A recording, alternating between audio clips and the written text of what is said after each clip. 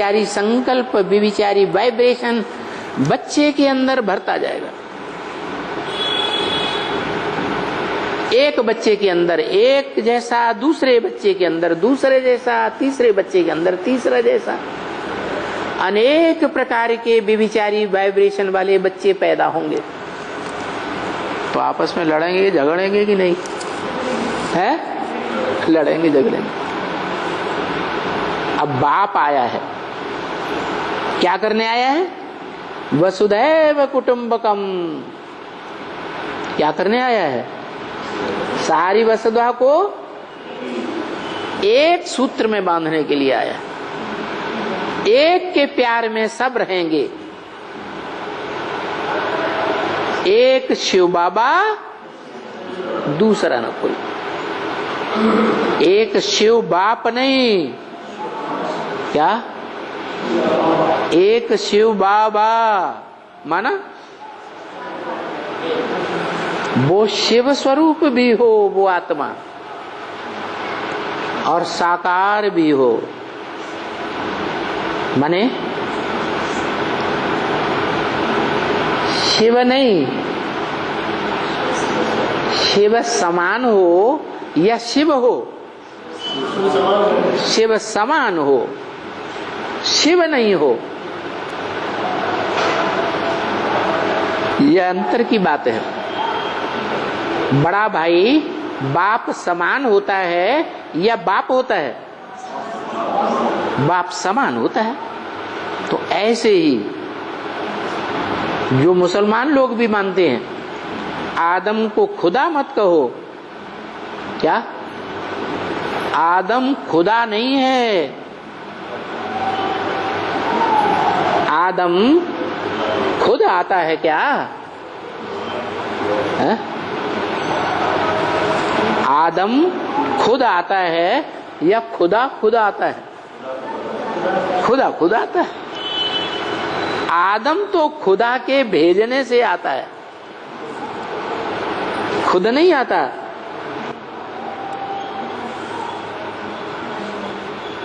क्या?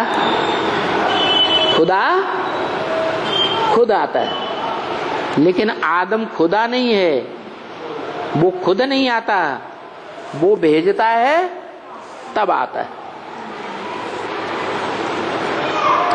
लेकिन खुदा के नूर से आदम जुदा नहीं। जो खुदा की रोशनी है वो ही आदम के अंदर रोशनी है। वो ही ज्ञान की रोशनी, वो ही अखंड ज्योति। कैसी अखंड ज्योति? जिस ज्ञान की रोशनी में वो डूबा हुआ है, उस ज्ञान की रोशनी को पूरा ही निकाल ले कोई, तो भी उसमें पूरा ही बचता है। ऐसा शिव समान बन जाता है, खुदा की समान। तो लेकिन खुदा नहीं है, तो क्या करें? है? उसकी याद में इतने तल्लीन हो जाएं, इतना लीन हो जाएं कि मैं आत्मा और वो आत्मा एक हो जाएं। मैं तुम में समा जाऊं, तू मुझ में समा जाए। क्या? जो उसके अंदर आत्मा में संकल्प है, ज्योति बिंदु में, शिव बाबा में, वो कहता है ना, मन मना भव, मेरे मन में समा जा। तो तेरे मन में क्या है? नो संकल्प एटाल ज्योति बिंदु। क्या है? क्या संकल्प है? कोई संकल्प नहीं, सिर्फ क्या है? ज्योति बिंदु। तो मैं भी उस ज्योति बिंदु की याद में समा जाऊं, कुछ भी याद ना आए उसके अलावा, निरंतर याद टिक जाए। ऐसे 500-700 करोड़ मनुष्य आत्माओं में नो संकल्प एट ऑल, एक ही संकल्प, मैं आत्मा ज्योति बिंदु, और वो ज्योति बिंदु आत्मा उसकी याद में समाई हुई। उस साकार लिंग रूप में जो बिंदु निराकार है उसकी याद में समा गई। ऐसे समाज गई जैसे सागर में ढेर सारे बुलबुले निकलते हैं, कोई इतना बड़ा, कोई इतना बड़ा, कोई इतना बड़ा, कोई इतना बड़ा, सारे बुलबुले उस सागर में समा जाते हैं। तो ऐसे ही हम सब बुलबुले हैं, अलग अलग अलग अलग अलग संकल्प चलते रहते हैं। क्या कहा? एक के संकल्प न मिले दूसरे से, मिलते हैं? कितने सैकड़ों, हजारों, लाखों संकल्प चलते हैं, लेकिन वो सारे संकल्प किस में समा जाएं? एक में समा जाएं। तो उस अव्यक्त ज्योतिर्लिंगम से हम निकले थे सृष्टि के आदि में, और उसी में समा जाते हैं। अब टाइम आ गया, क्या? जिस क्रम से हम निकले थे उस बाप के अंदर से निकले थे, और इस धरती माता में आकर के हमने जन्म लिया था ना। उसी क्रम से जो पहले आया था वो पहले उसमें जाएगा, जो बाद में आया वो बाद में उसमें प्रवेश हो जाएगा। नहीं समझ में आया? जैसे मान लो 8 हैं, तो जो 8 हैं वो 8 नंबरवार उसमें आए और नंबरवार गए। 500-700 करोड़वीं आत्मा कलयुग के अंत में आती है, और कलयुग के अंत की जब शूटिंग होगी तब उसमें जाएगी, बाकी वहीं पड़ी रहेगी। वो मीडिया है।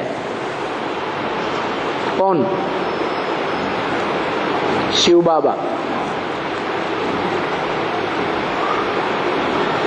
जिसे गीता में कहा अव्यक्त मूर्ति ना, अव्यक्त मूर्ति जो शिवलिंग है उसी में दुनिया के सारे प्राणी मात्र की आत्माएं समा जाती हैं, और उसी में से फिर बाहर आती है।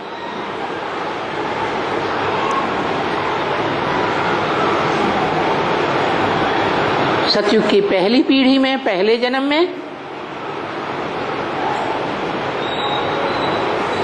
वो माता पिता वाली आत्माएं 4.5 लाख उतरेंगी नंबरवार।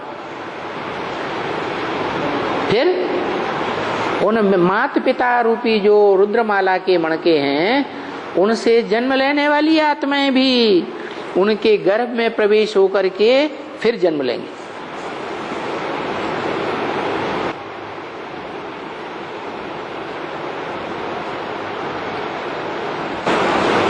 तो बताया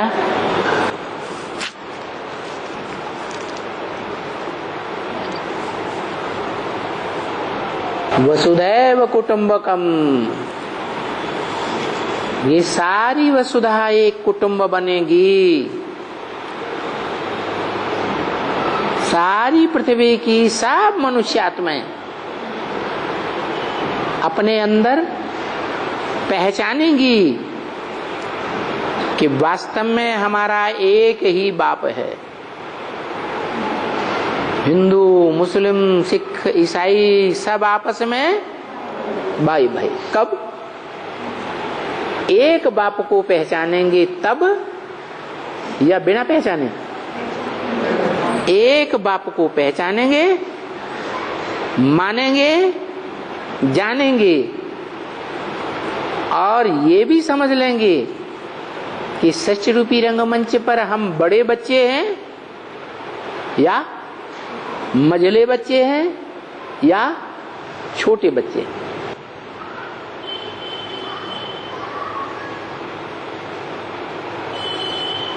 सब एक दूसरे से कंट्रोल्ड होंगे। कैसे कंट्रोल्ड? जैसे मिलिट्री में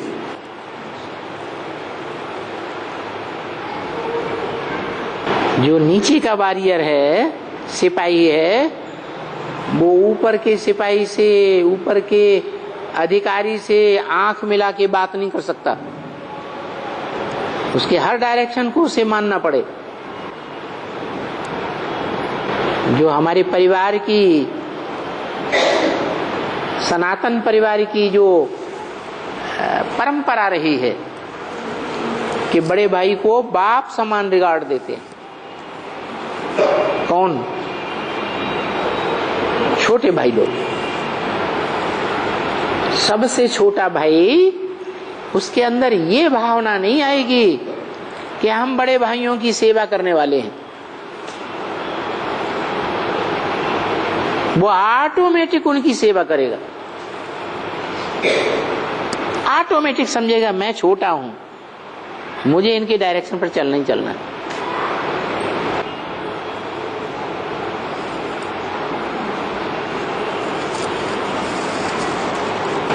तो बताया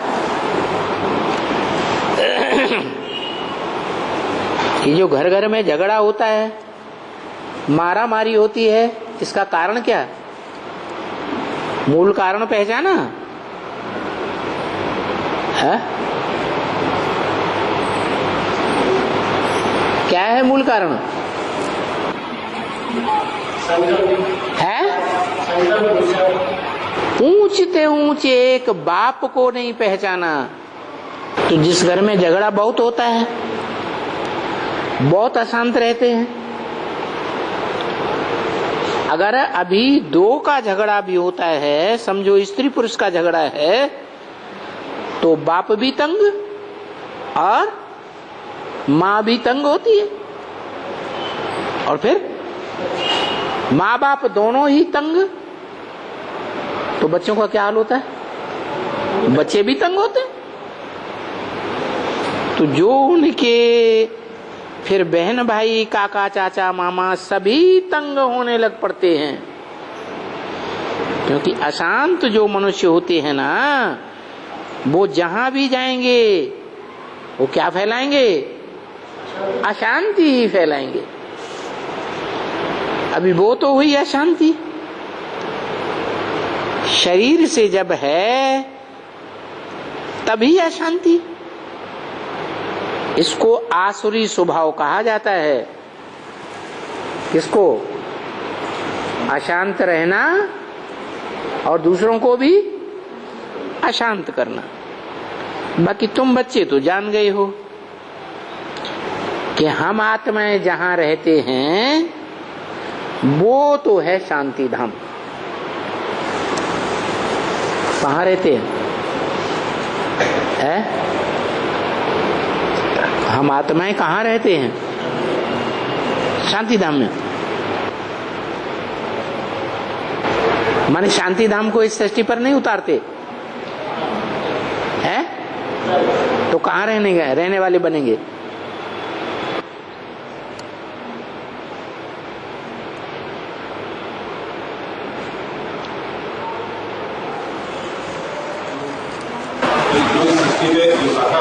है? हाँ, जो साकार बाप है, उस साकार बाप में शांति धाम भी है और सुख धाम भी है। शांति धाम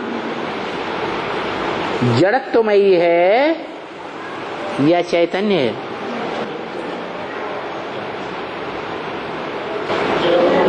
जड़ तत्व है या चैतन्य है? नहीं, जो लिंग है वो जड़ है। लिंग क्या है? जड़ है। और बिंदु?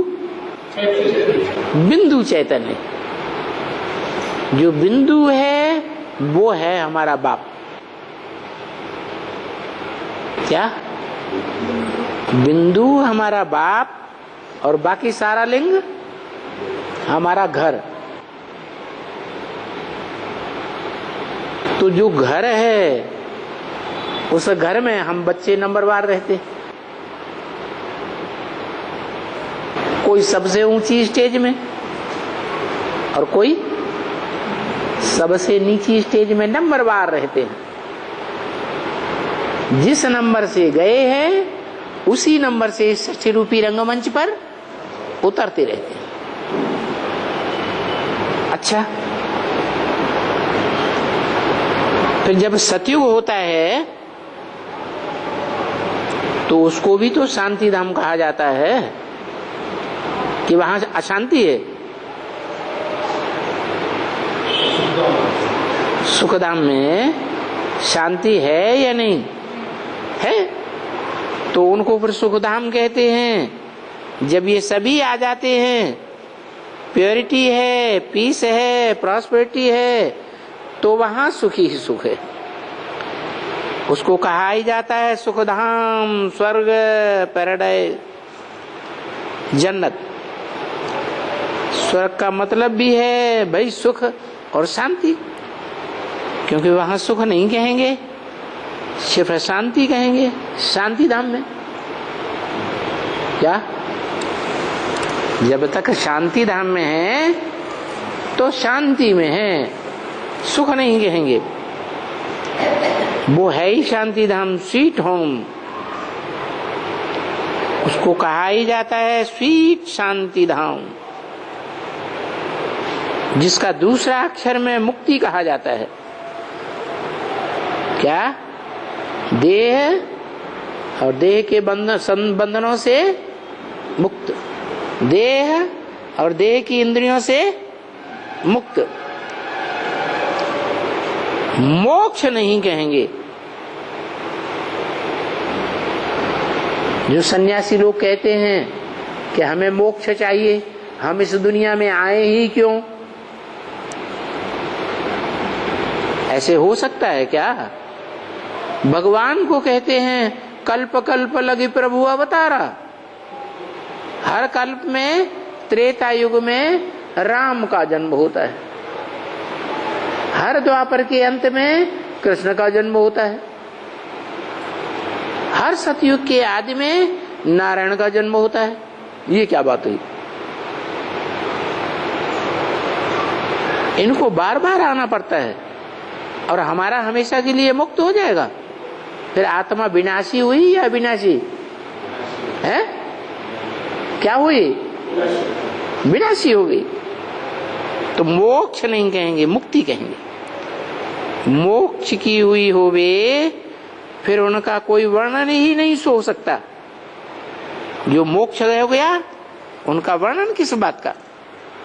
उनकी तो वर्णन होते हैं कि सुख में आग लगा हुआ आया हुआ है, दुख में जाते हैं, फिर दुख में आते हैं, फिर सुख में आते हैं।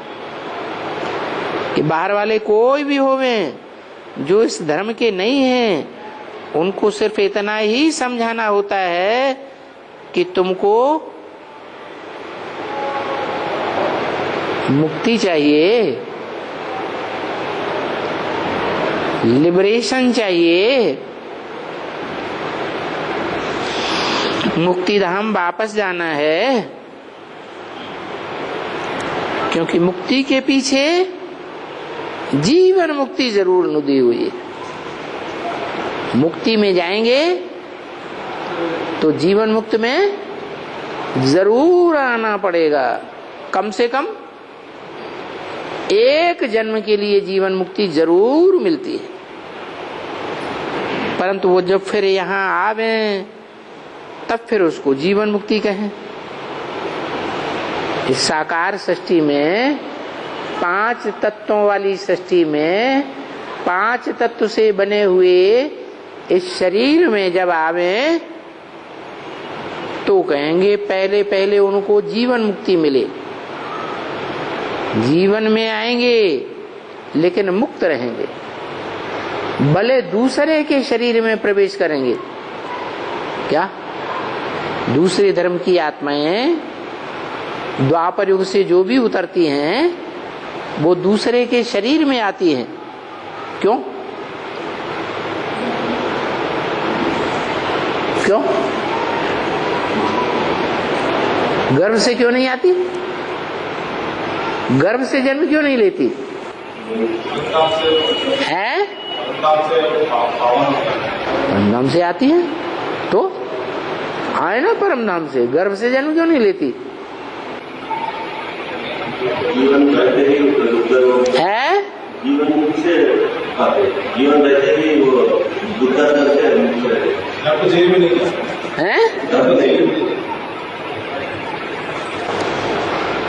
परम धाम माने बाप का घर। कहाँ से आती है? बाप का घर। बाप का घर पवित्र है या अपवित्र है? हैं? तो पवित्र धाम से आएंगी तो पावरफुल आत्माएं हुई या कमजोर आत्मा हुई? तो पावरफुल आत्मा जो होगी, पवित्र आत्मा होगी, वो जो गर्भ जेल होता है द्वापर युग से, वो तो गुमूत की दुनिया है। गर्भ जेल में कहाँ रहना पड़ता है? गुमूत की दुनिया में रहना पड़ता है। गर्भ में रहना मना आत्मा हाय हाय करती है, हमको गर्भ से बाहर निकालो, तो वो तो अच्छी बात नहीं। तो पहली बार जो सतो प्रधान आत्मा आएगी वो दुख नहीं सहन कर सकती। बाप के घर से आई है, पावरफुल आत्मा बनकर के आई है, इसलिए किसी के शरीर में प्रवेश करके सुख भोगेगी। लेकिन मान लो क्राइस्ट की आत्मा आई, जीसस में आई, तो फांसी कीलियां जो ठोंकी जाती हैं उसका दुख जीसस वाली आत्मा भोगेगी या क्राइस्ट वाली आत्मा भोगेगी? है? कौन भोगेगा? क्राइस्ट वाली आत्मा सात्विक है, पावरफुल है, इसलिए वो जब चाहे तब बाहर निकल जाएगी, वो बंधन में नहीं है। और क्राइस्ट वाली आत्मा, वो जीसस वाली आत्मा, वो तो देह के बंधन में है ऑलरेडी, इसलिए उसको दुख होता है। जीसस को जो क्रॉस का दुख है वो क्राइस्ट वाली आत्मा पहले जन्म में नहीं भोगती, तो उसको कहेंगे जीवन मुक्ति। वो जीवन पहला जो है, पहला जन्म, वो जीवन में रहते रहते दुख दर्दों से मुक्त होकर के ही रहती है, दुख दर्द को महसूस नहीं कर सकती, क्योंकि पहले पहले जो आएंगे तो जीवन मुक्त होकर रहेंगे, पीछे जीवन बंध में आते हैं। पहला जन्म सुख में रहेंगे, देह से सुख भोगेंगे, उस देह से दुख नहीं भोगेंगे, लेकिन जो अगला जन्म मिलेगा वो गर्भ से मिलेगा। क्यों?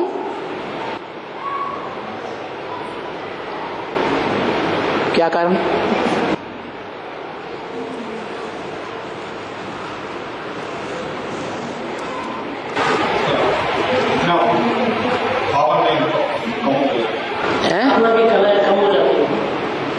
क्यों? शरीर में प्रवेश होकर सुख होना है,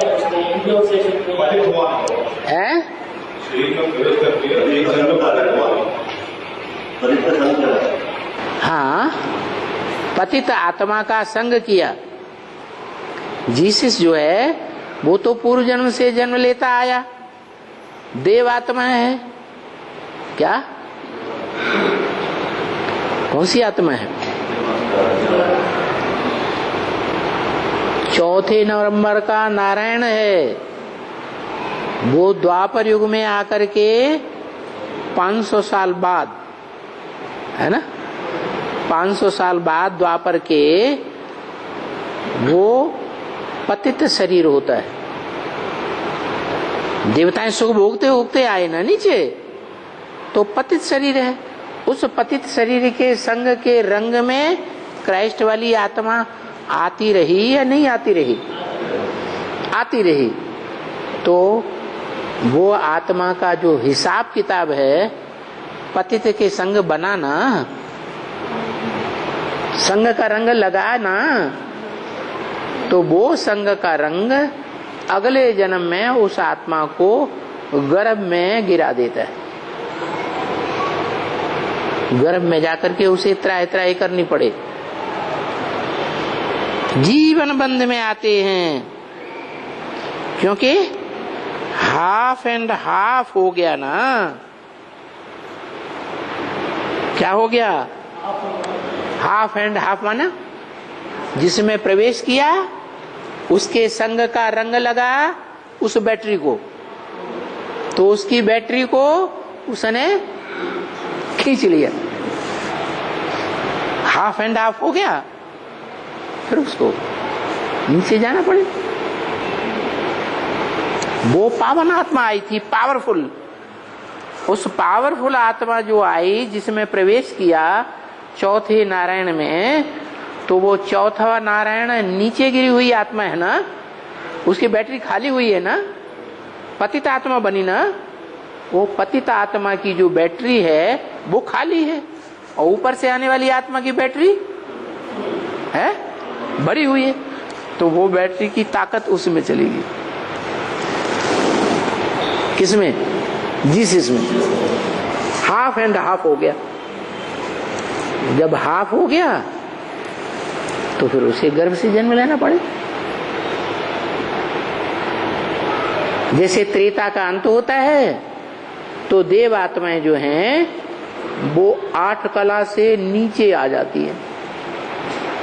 सतयुग के आदि में 16 कला संपूर्ण थी, द्वापर के आदि में 8 कला से भी कम होने लगी, तो पलड़ा ऊपर उठ गया।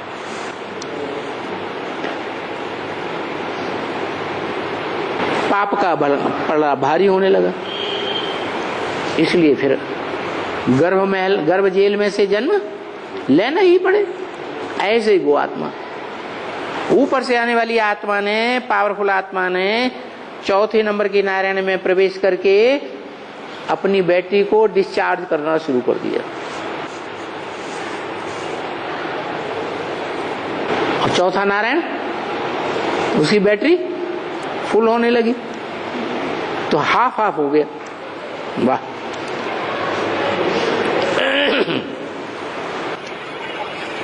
राधा कृष्ण जब जन्म लेंगे, राधा कृष्ण एक्चुअली जन्म लेंगे, उस समय उनको जीवन मुक्ति कैसे होगा? पहले जन्म जीवन मुक्ति कैसे होगा? पहला जन्म कैसे होगा? बच्चों के रूप में जब जन्म लेंगे तो वो जीवन मुक्ति का कैसे होगा? वो कोई प्रवेश हो करके, वो तो गर्भ महल में आते हैं, गर्भ जेल में थोड़ा ही आते हैं।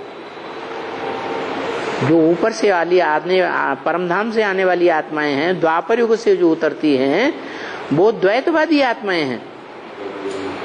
और जो कृष्ण राधा कृष्ण वाली आत्मा है वो द्वैतवादी थोड़े ही हैं।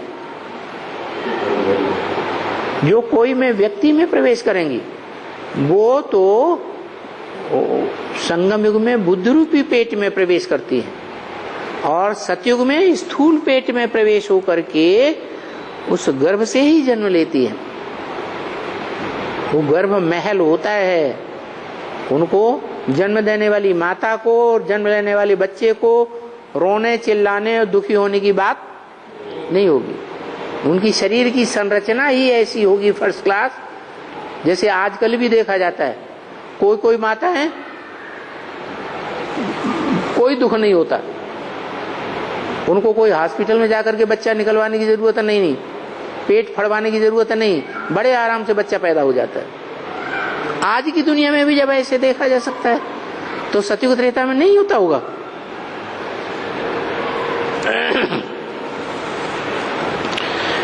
तो हाफ एंड हाफ हो जाता है।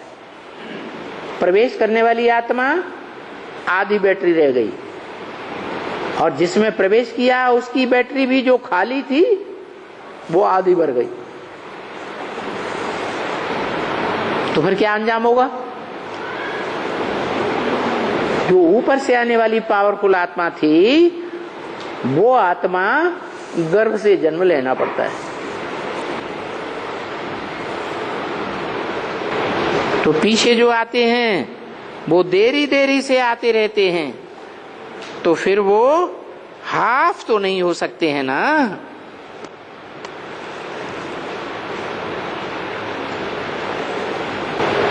फिर भी इतनी सुख और शांति जितनी सतयुग में होती है, इतनी तो नहीं मिल सकती है। ऊपर से आने वाली आत्माएं एक जन्म ही सुख भोगती है। और सतयुग त्रेता में तुम बच्चे जो उतरते हो,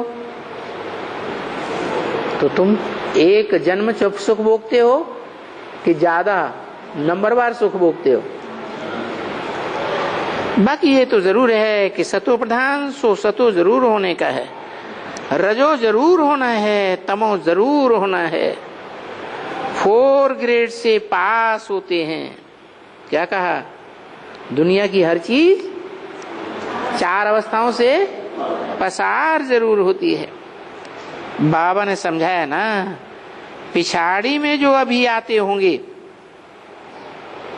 वो क्या आते होंगे, बेचारे एक जन्म लेते होंगे।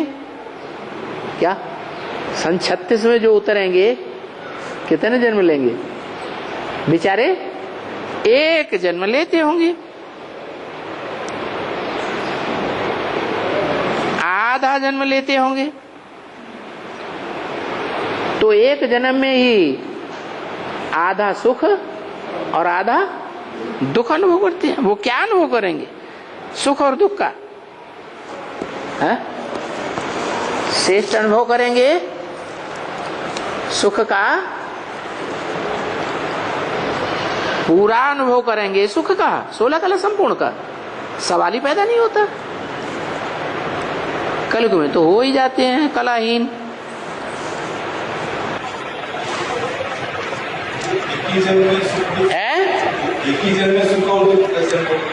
एक ही जन्म में उनको आधा समय सुख, एक ही जन्म में ही उनकी बैटरी आधा आधा हो जाती है।